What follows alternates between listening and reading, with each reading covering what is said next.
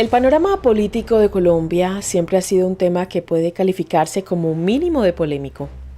Los gobiernos y sus protagonistas despiertan las más encendidas discusiones, los más acalorados debates y han sido disparadores de violentos enfrentamientos entre las distintas facciones.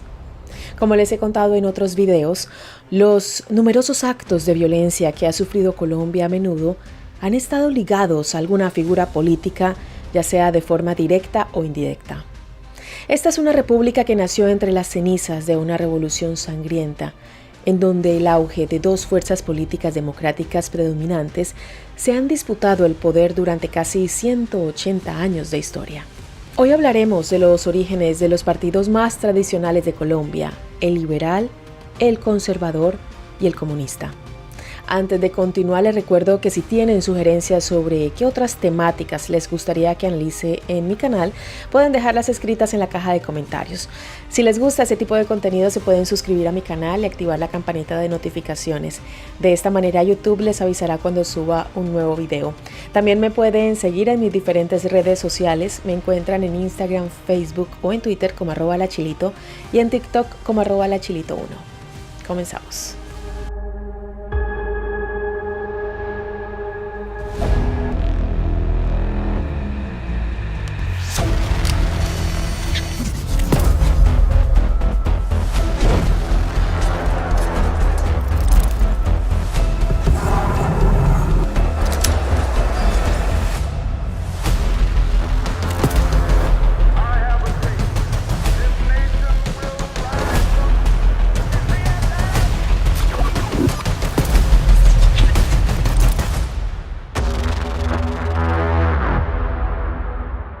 Partido Liberal. El inicio de lo que hoy se conoce como partidos políticos tradicionales tuvo lugar el 16 de julio de 1848, cuando José Ezequiel Rojas publica el manifiesto La razón de mi voto. Esto lo publicó en el periódico El Aviso, indicando su apoyo al candidato presidencial José Hilario López. La historia, por supuesto, no comienza ahí, sino varios años antes. Entre el 9 y el 11 de junio de 1828 se organizó la Gran Convención de Ocaña, una constituyente cuya finalidad era reformar la Constitución de 1821, cuya redacción estuvo fuertemente influenciada por Simón Bolívar, quien para esa altura ya era considerado un héroe patrio. Justamente en este canal pueden encontrar un video acerca de la vida y obra de Simón Bolívar. La división entre centralistas y federalistas crecía año tras año y en aquellos 3 días de acalorados debates políticos se intentó llevar adelante un cambio de paradigma contundente. Un hecho tal vez menos conocido es que el término liberal se utilizó por primera vez en esas jornadas para identificar a los partidarios de Francisco José de Paula Santander, opositor político de Bolívar. Las ideas de John Locke, padre del liberalismo, comenzaron a calar hondo en la sociedad colombiana gracias a Santander, quien fundó durante su presidencia en 1832 el Partido Progresista, un prototipo del futuro Partido Liberal. Fue una empresa política de corta duración que no sobrevivió a los comicios siguientes, pero sentó precedente para el cambio ideológico de la incipiente democracia en la República. José Rojas fue un abogado que tuvo una carrera política en ciernes al ser elegido como diputado del municipio de Ocaña, cargo que no pudo ejercer al no cumplir con la edad mínima para ocupar la banca. Las ideas centralistas del gobierno bolivariano, que no respetaba las leyes dictadas en la Constitución de 1821, habían generado un enorme descontento entre los opositores. Los distintos sectores geográficos del país esperaban ansiosos que se cumplieran las promesas de aplicar las políticas federales, pero veían cómo los gobernantes se concentraban en la capital y no en la periferia. La Convención de Ocaña intentó justamente establecer una constitución que se preocupara por todas las regiones. Creían en la conformación de una gran Colombia, pero el presidente era uno de los principales obstáculos. En 1828, Rojas participó de la denominada Conspiración Septembrina, un atentado contra la vida de Simón Bolívar, que en ese entonces era presidente de la República. El 25 de septiembre de aquel año, un grupo de conspiradores entre civiles y soldados que respondían a las órdenes del militar venezolano Pedro Carujo Forzaron las puertas del Palacio de San Carlos en Bogotá con el objetivo de encontrar los aposentos del Libertador. Asesinaron a los guardias que custodiaban las inmediaciones de la propiedad. Manuela Sáenz, pareja de Bolívar, advirtió la presencia de los atacantes y convenció a su compañero para que, en vez de enfrentarlos y probablemente perder la vida, se escapara por una ventana. Este grupo fue perseguido y sometido a una corte marcial. La principal evidencia contra estos hombres era la afinidad que tenían con Santander. Algunos fueron condenados a morir fusilados, pero la pena fue finalmente el destierro para los conspiradores. Bolívar mandó a dictar las condenas, suprimiendo incluso la absolución del almirante José Prudencio Padilla, quien se encontraba preso al momento del ataque. La situación en Colombia era insostenible y la necesidad de un nuevo partido político que pudiera llevar adelante un modelo de país diferente se instaló en las ideas de los opositores a Bolívar. José Rojas sufrió el destierro y en sus viajes se embebió aún más de los fundamentos liberales europeos. Estaba decidido a aplicar este nuevo paradigma en Colombia y tras un fallido intento por regresar al país en 1830, consiguió hacerlo en 1832, cuando ejerció como representante a la Cámara y duró 17 años. En 1848 publica el manifiesto y se sientan las bases para la creación del partido político vigente más antiguo de Colombia. El apoyo al candidato José Hilario López, un militar de trayectoria, quien termina ganando las elecciones y asumiendo el mando como el primer presidente liberal en la historia de la República. En 1851 se implementa la primera gran reforma de su mandato, la abolición de la esclavitud. En este canal también van a poder encontrar un video completo sobre este tema. Hombres y mujeres recuperaron la libertad paulatinamente desde el 2 de enero de 1852. Esta primera medida le valió a algunos alzamientos rebeldes que veían con malos ojos la ley. Quien estuvo a la cabeza fue el dirigente conservador Julio Arboleda Pombo, quien libró la lucha armada, especialmente en Cali. La derrota de los conservadores tuvo como consecuencia un levantamiento igual de violento por parte de los esclavos, quienes aprovecharon para quemar haciendas y azotar a sus antiguos esclavistas. La doctrina liberal impulsada por López tuvo sus contradicciones en el inicio de su largo camino, ya que eliminó los resguardos indígenas, perjudicando a estas poblaciones y repartiendo botines económicos suculentos a las élites del campo y a la misma política. Otra de las medidas más controvertidas fue la expulsión de los jesuitas, quienes habían retornado al país tan solo 5 años antes.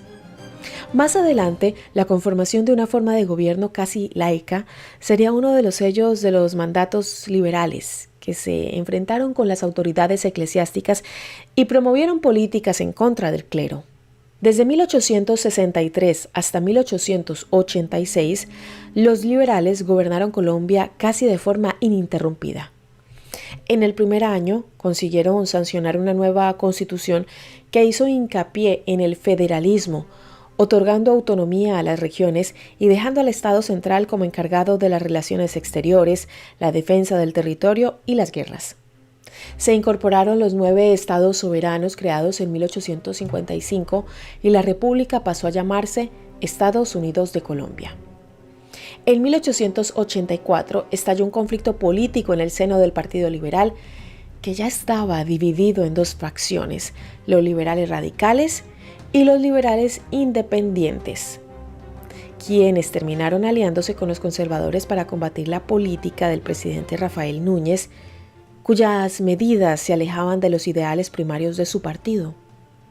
Había establecido un gobierno centralista que iba en contra de la constitución promovida por su propio espacio, y la alianza con los conservadores terminó dando nacimiento al Partido Nacional, que terminaría sancionando la constitución centralista de 1886 al obtener la victoria en la Guerra Civil Colombiana tras 4 meses de combates y un saldo aproximado de 1.000 muertos.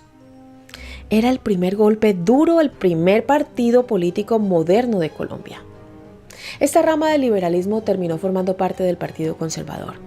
Los radicales intentaron combatir las reformas profundas al Estado con una nueva guerra civil que inició en 1899 y finalizó en 1902. La Guerra de los 1000 días fue un cruento enfrentamiento que tuvo lugar en Colombia, Ecuador, Panamá y Venezuela, y fue el último intento liberal en el siglo XIX para combatir las políticas centralistas del gobierno vigente. También en este canal tenemos un video hablando acerca de la Guerra de los 1000 días. El resultado fue catastrófico para la población. Panamá, que era parte de Colombia, terminó emancipándose. Las industrias y vías de comunicación quedaron destruidas. La economía interna se cayó cual castillo de naipes, con un aumento récord de la deuda interna y externa, junto con una inflación que disparó la cotización de la libra esterlina, moneda local de la época, hundiendo en la pobreza la mayor parte de la población. La guerra también dejó un saldo enorme de muertos. Ambos grupos movilizaron más de 75,000 hombres e incluso niños a los diferentes campos de batalla. Más de la mitad de estos combatientes murieron en medio de la lucha. El liberalismo cedía su hegemonía en las urnas tras un terrible baño de sangre. El Partido Nacional dejó de existir y la mayoría de sus integrantes pasaron a formar parte de las filas conservadoras. Se iniciaba un nuevo periodo en la historia de Colombia, en donde el Partido Conservador iniciaría el nuevo siglo con 3 décadas ininterrumpidas al frente del país, en donde los liberales participaron siempre de los comicios y el gobierno, siempre en calidad de minoría. Había llegado la hora del Partido Conservador. Partido Conservador. En 1849, un año después de la creación del Partido Liberal, se inscribió el segundo partido democrático más antiguo de Colombia. El 4 de octubre, el poeta y filósofo José Eusebio Caro, junto a Mariano Ospina Rodríguez, abogado, periodista y político, fundaron el Partido Conservador. Al igual que su contraparte opositora, la historia comienza varios años antes. La influencia que tuvieron ambos partidos venía de las ideas provenientes de Europa, tomando los ideales políticos franceses y los principios económicos ingleses. La disputa ideológica entre ambos databa entre dos bandos, el bolivariano y el santanderista, y fue justamente durante la presidencia de Santander entre los años 1832 y 1837 que se conformó un efímero espacio denominado Partido Retrógrada. La nomenclatura, que hoy podría sonar despectiva, en realidad ilustraba a la perfección las intenciones que tenían sus partidarios. Veían a la sociedad colonial como un modelo de orden preferible a las ideas de la Ilustración y las revoluciones liberales que se habían permeado desde el antiguo continente después de los procesos independentistas en América Latina. Los derechos de los ciudadanos recientemente adquiridos terminaron siendo objeto de debates por los autodenominados retrógrados. Esto derivó en una fisura entre sus seguidores. Un sector del partido retrógrado, tras la salida del poder de Santander, se alió con una facción opositora perteneciente al Partido Progresista y los que antes eran rivales comenzaron a sentar las bases de un nuevo liberalismo que aún debería esperar una década para conformarse. Santander observó cómo los logros que había conseguido en la nueva república fueron desmantelados poco a poco y así estalló el primer conflicto interno de una Colombia que recién empezaba a disfrutar de su reciente independencia. José Ignacio Márquez, sucesor de Santander, desplegó un modelo de gobierno extremadamente conservador cuyo principal objetivo fue la Iglesia Católica. La Guerra de los Conventos se inició en 1839 y duró hasta 1842, cuando el presidente emitió una ley que obligaba a eliminar los espacios religiosos católicos donde hubiera menos de 8 miembros activos para después subastarlos al mejor postor y quedarse con el rédito económico. Esta contienda interna dejó casi 4,000 muertos y profundizó la grieta ideológica entre los dos partidos que serían dominantes en la historia política de Colombia.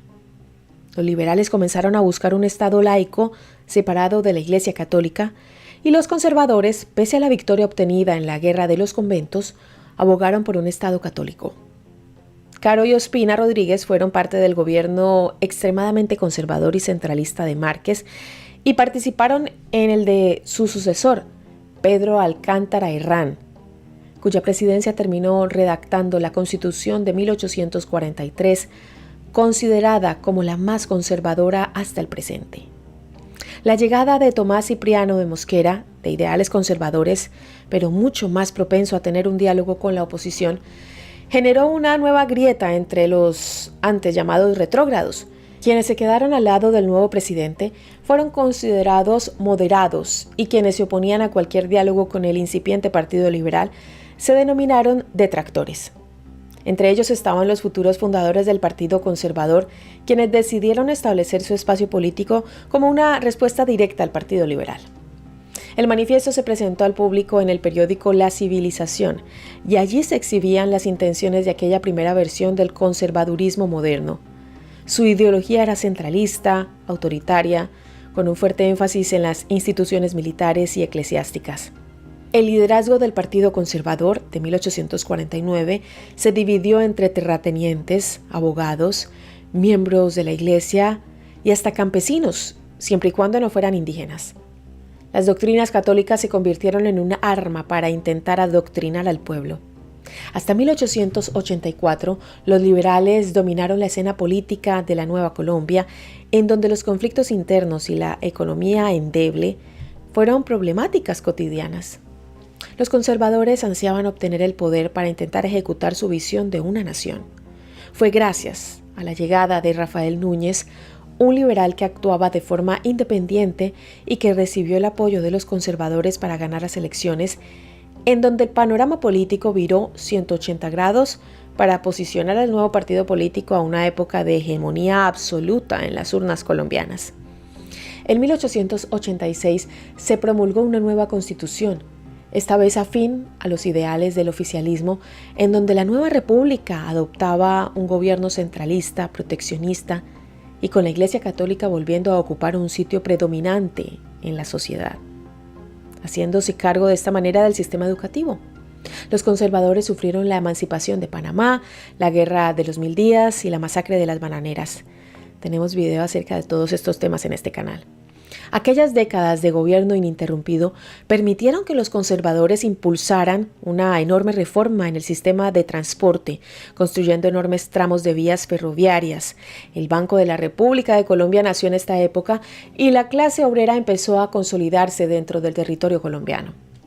Los ideales centralistas fueron un arma de doble filo para los conservadores, ya que la población que trabajaba en las incipientes industrias no veía con buenos ojos un gobierno cuyos miembros parecían estar del lado de los terratenientes, una minoría, en vez de la fuerza laboral, la clara mayoría.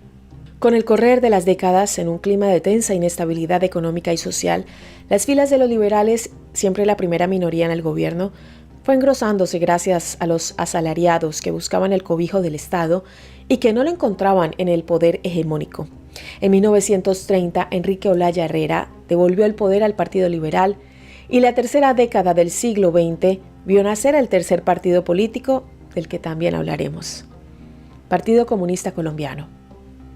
En 1924 se celebró el primer Congreso Obrero y la Conferencia Socialista, que intentó fundar un espacio político que aglomerara a las fuerzas laborales colombianas. Este primer esfuerzo no rindió los frutos deseados, pero sembró el terreno para lo que vendría. El movimiento obrero optó por desplegar su lucha a través de los movimientos sindicales, agrupados principalmente en la Federación Obrera Colombiana, mientras que diversas agrupaciones con tintes anarquistas, desplegadas del sindicalismo, empezaron a publicar sus ideologías en periódicos afines, como por ejemplo La Vía Libre o La Voz Popular. En 1926 se dictó un segundo congreso con la intención de reforzar la actividad sindical, pero chocaron con los intereses contrapuestos de sus dirigentes. Las acciones de huelga se convirtieron en un elemento fundamental en las luchas que buscaban dar y designaron autoridades para la federación. La nueva organización sindical tuvo dos aristas ideológicas.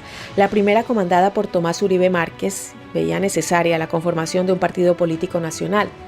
Carlos León y Luis Rosso optaron por abandonar el Congreso, mientras que históricos de la agrupación como María Cano se debatieron por el nombre que llevaría a este nuevo espacio de acción. Así nació el Partido Socialista Revolucionario. Inmediatamente este partido buscó afiliarse al comunismo internacional mientras intentaba captar el interés de los campesinos asalariados. Durante los años siguientes, las huelgas y movilizaciones para conseguir cambios sustanciales en las políticas laborales fueron reprimidas por el gobierno conservador. Tras la masacre de las bananeras, uno de los episodios más sangrientos de la historia moderna colombiana, el Partido Socialista Revolucionario consiguió un hito en su breve vida.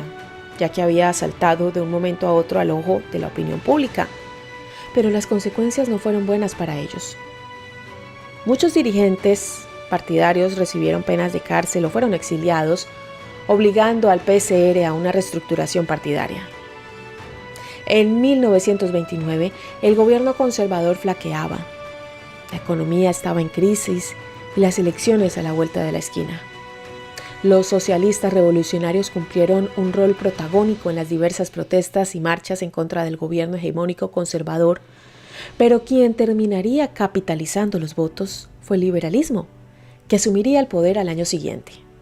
El 5 de julio de 1930, en Bogotá, se realizó un plenario en donde no solo participaron dirigentes colombianos, sino figuras del comunismo internacional, quienes tras la masacre de las bananeras insistieron sobre la importancia de formar un partido político competente.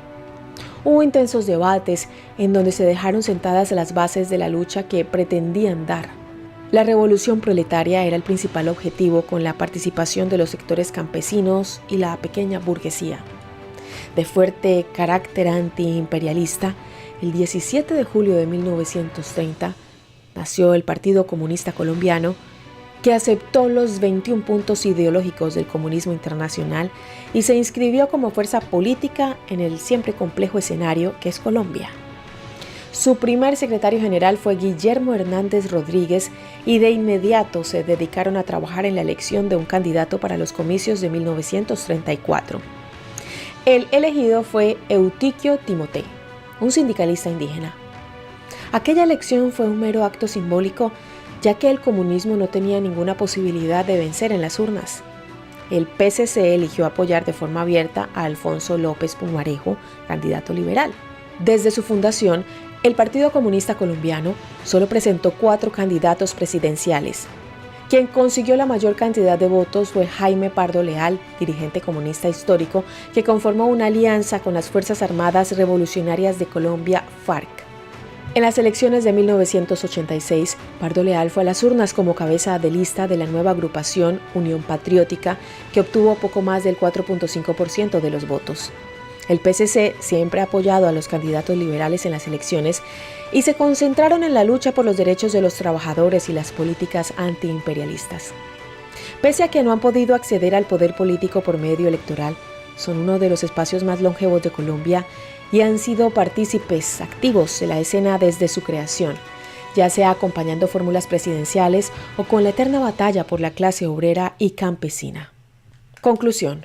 A fines del siglo XX, los partidos tradicionales colombianos entraron en crisis institucional, obligando a los candidatos a formular nuevas alianzas con otras agrupaciones de menor envergadura e historia para captar la intención de voto del electorado. El resultado fue un incremento paulatino en la representación ideológica de diversas aristas políticas en ambas cámaras. Los partidos tradicionales hace décadas que necesitan de distintos sectores políticos para complementar las fórmulas.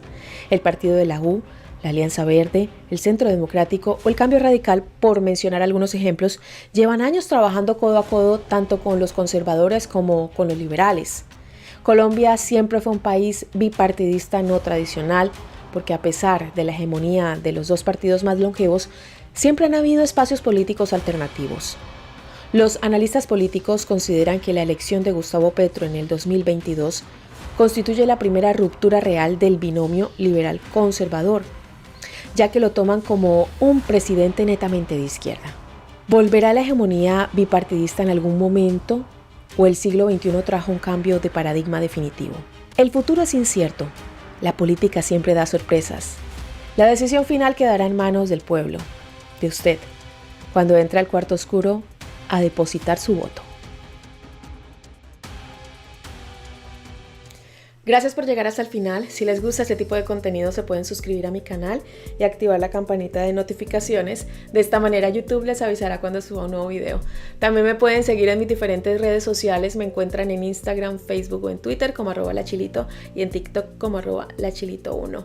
Recuerden dejarme sus comentarios y sugerencias para futuros videos. También no olviden compartir este contenido. Nos vemos en uno próximo. Hasta pronto. Bye. Y gracias por los mensajes que le dejan a mi Lupita. Ella también los quiere mucho. ¿Cierto, mi amor? Declaraciones. Ay, pobrecita, sí que la jode la mamá.